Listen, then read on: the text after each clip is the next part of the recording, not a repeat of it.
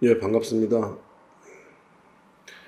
이 경전의 말씀을 전달하는 거하고 일반적으로 대학교 강연에서 수업을 듣는 거하고 다릅니다.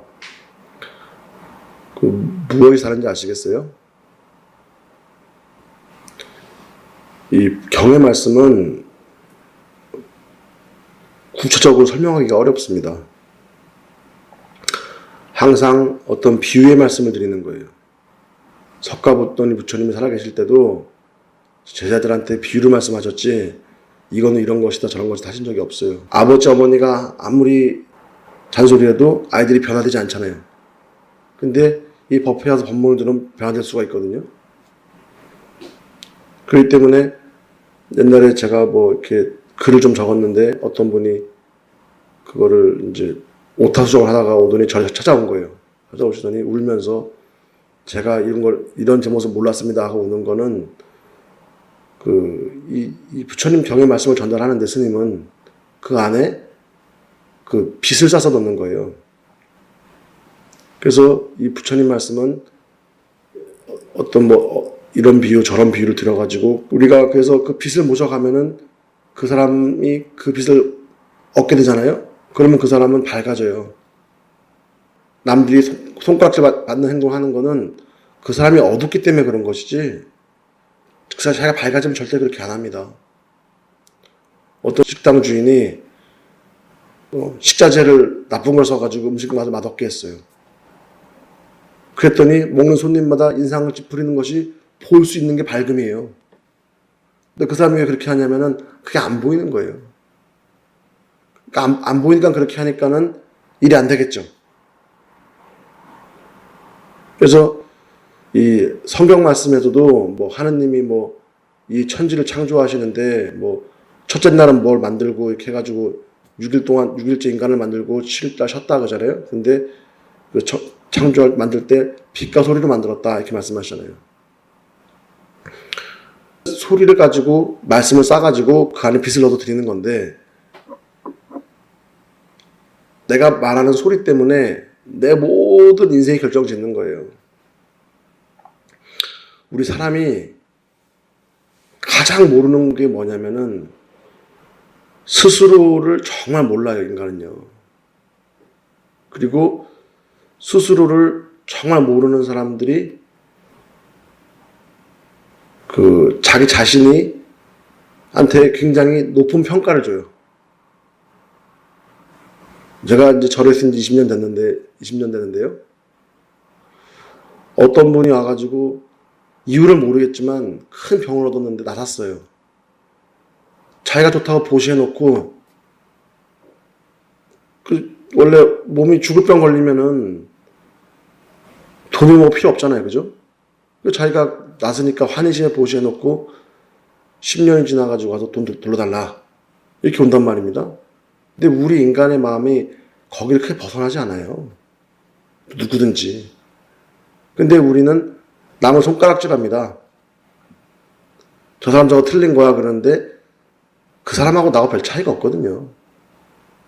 내가 뱉는 말 중에 반은 남 욕하는 것이고 반은 자기 자랑하는 거예요. 그래서 그렇게 하다 보니까는 그 말씀을 자기가 먼저 듣고 자기 팔자가 무너지고 내가 뱉는 소리가 눈에 보이지 않는데 그것이 다 나를 만들어요. 내 신랑감을 찾게 만들어주고 내가 하는 일에서 일이 잘 되거나 안 되거나 전부 다 그 소리로 되는 거예요. 그래서 옛날 속담에 말 한마디로 천년빛 감다잖아요. 우리 정말 그렇습니다. 우리 말 한마디가 정말 중요한 건데 왜 하느님께서 부처님께서 빛과 소리로 창조했잖아요. 그러면 우리가 그 창조를 만들잖아요. 우리가 내가 낸 소리는 내가 창조한 거잖아요. 예를 들어서 우리가 젊은 부부가 애를 가졌어요. 애를 낳았는데 뭐라 그래요? 딱 엄마 아빠 빼닮았다 그러잖아요. 자식은 엄마 아빠를 빼닮잖아요. 그럼 우리도 이 대우주를 빼닮는 거예요. 그래서 이 대우주의 모습대로 우리가 만들어지게 돼 있어요. 하늘은 둥글다. 하늘이 둥그렇잖아요. 그러면은 우리 머리가 둥그렇잖아요. 그죠? 이 대기 중에 수증기가 70%잖아요. 우리 몸의 수분이 70%예요. 이 지구에 오장육대주가 있고 우리 몸에 오장육부가 있습니다.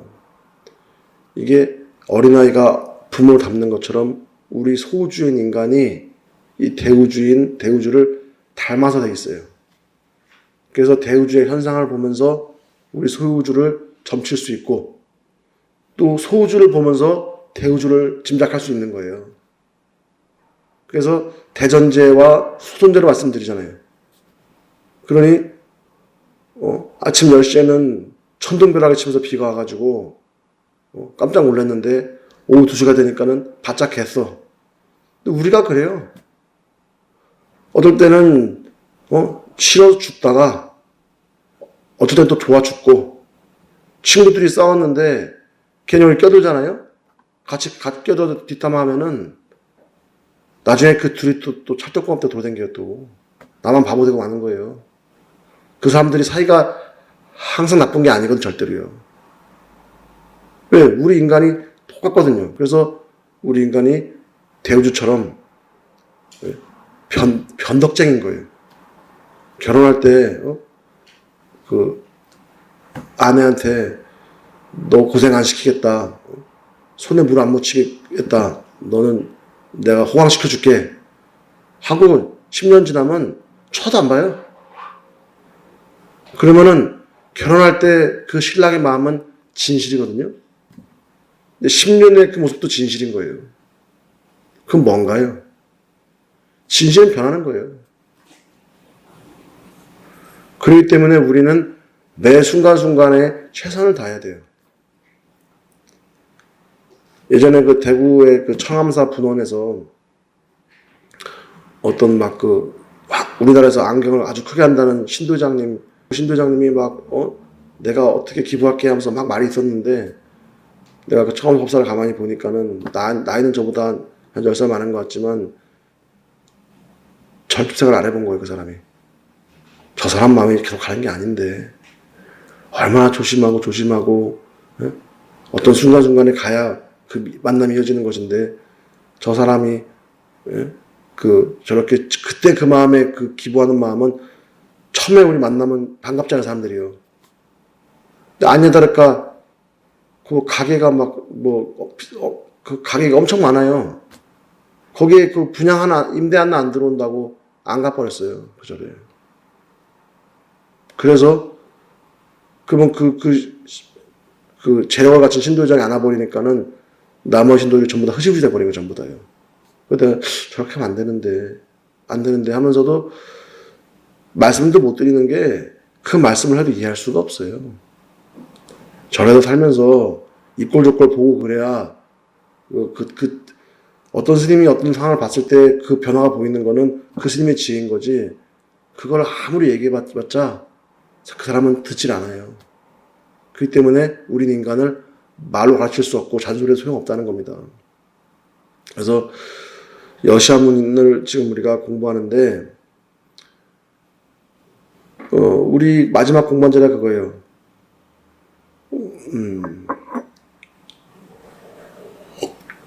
그 지구가 불교는 과학이다 그랬어요. 불교는 과학이다. 불교가 과학인데 물방울도 물방울이 만나면 하나가 되고 이 별하고 별이 딱 부딪히면 어떻게 되는지 아세요? 산산조각 날 것 같죠? 절대 안 그래요. 하나로 딱 뭉쳐가지고 확 불을 일으켜요. 태양이 그런 거예요 지금요. 그거를 수소 핵 융합이라 한다 그랬죠. 그죠? 그래서 별하고 별이 만나도 하나가 되고 우리 인간과 인간이 만나면 하나가 돼야 되는데 하나 안 되는 데부터 우리 일이 안 이루어지는 거예요. 부부가 하나가 되니까 자식이 나오잖아요. 그죠? 마치 그런 것처럼 우리도 남과 만나서 하나가 돼야 되는데 그 하나가 되는 방법이 뭐라 그랬죠? 들어주는 거예요. 우리가 남의 말을 들어주면서부터 그 사람이 그 사람을 볼 수 있어요. 그리고 그 보다 보면 그 사람이 가여지고 나도 느끼고 나도 그 사람이 알게 되고 날 알게 되고 서로 걱정하게 되고 하면서 하나가 되는 거예요. 아무리 싸움을 잘하는 왕이 있다 하더라도요, 왕 혼자 전쟁하는 게 아니잖아요. 우리 중국 장기에 나오는 이제 두 나라가 있잖아요. 그죠?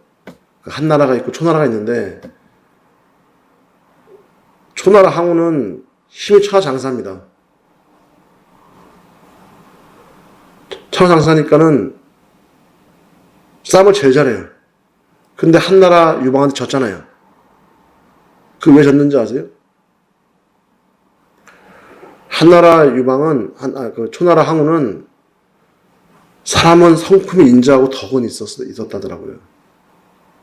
그런데 어떤 공을 세우면 나누질 않았어요. 혼자 모든 공을 독차지 다 했다는 거예요. 공로를. 근데 한나라 유방은요, 기록에 의하면 포악하답니다. 성격이 좀. 괴팍하고. 근데 이 성을 먹으면 어떤 성을 공략해서 이기잖아요? 그럼 그 성을 공략해서 이긴 이긴 큰 장수한테 그 왕을 줘버리는 거예요. 자기는 대왕이라 그리고 왕들을 여러 명 두다 보니까는 왕들이 이제 불편할 거 아니에요. 그래서 황제 오르십시오. 그러니까 나 안 할래. 황제 오르십시오. 안 할래. 아니, 왕을 임명하는 사람이 황제가 돼야지 뭐 하시는 겁니까? 해가지고 그래 그럼 나 황제 할게. 그럼 황제가 된 거예요. 근데 그 사람은 공을 나눴다는 겁니다. 근데 그게 이치거든요. 우리가 남을 볼 수 있어야 되는 거예요. 그렇게. 아무리 말 이쁘게 하고 그럴싸하게 하고 싸움 잘해도 자기가 전부 다 공로를 가져가 버리면요, 아무도 그 사람 옆에 있을 사람 없을 거 아니에요. 그죠?